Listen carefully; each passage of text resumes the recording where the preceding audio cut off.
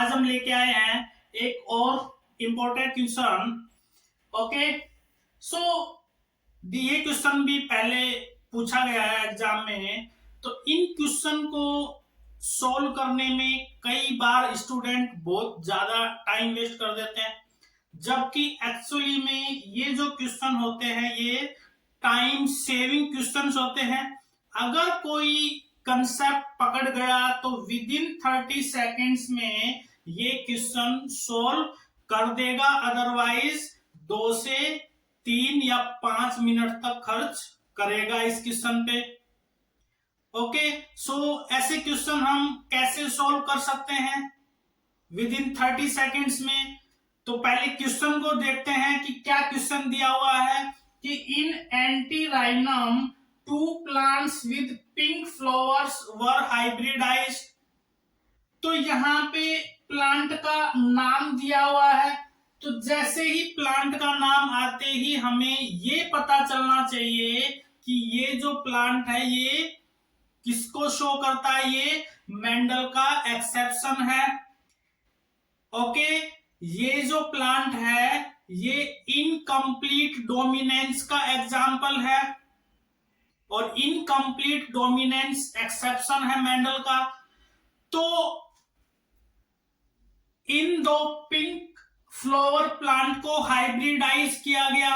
अब हमें पता है कि एंटीराइनम प्लांट में जो पेरेंटल जीनोटाइप हम लेते हैं वो रेड फ्लावर डोमिनेंट होता है और व्हाइट फ्लावर रेसेसिव होता है।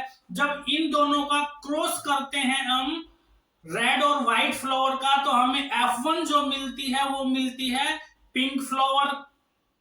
क्यों? क्योंकि वहां पे जो डोमिनेंट R है वो कंप्लीटली डोमिनेट नहीं करता है रेसेसिव R के ऊपर।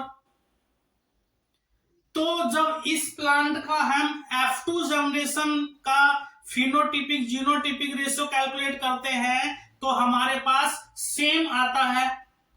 तो एंटीराइनम प्लांट में F2 जनरेशन में जो हमारा फिनोटिपिक रेशियो आता है वो क्या आता है, 1:1, और जीनोटिपिक रेशियो भी 1:1 आता है। इसका मतलब कि हमारे पास 4 प्रोजनी में से एक प्रोजनी आती है रेड फ्लावर की, 2 प्रोजनी आती है पिंक फ्लावर की, एक प्रोजनी आती है व्हाइट फ्लावर की।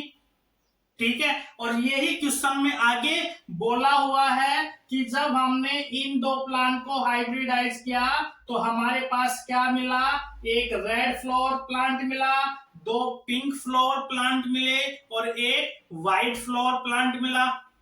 अब हमें यह भी पता है कि F2 जनरेशन निकालने के लिए हम सेल्फिंग करवाते हैं F1 की, और F1 जनरेशन हमारे पास हमेशा हेट्रोजाइगस डोमिनेंट होती है।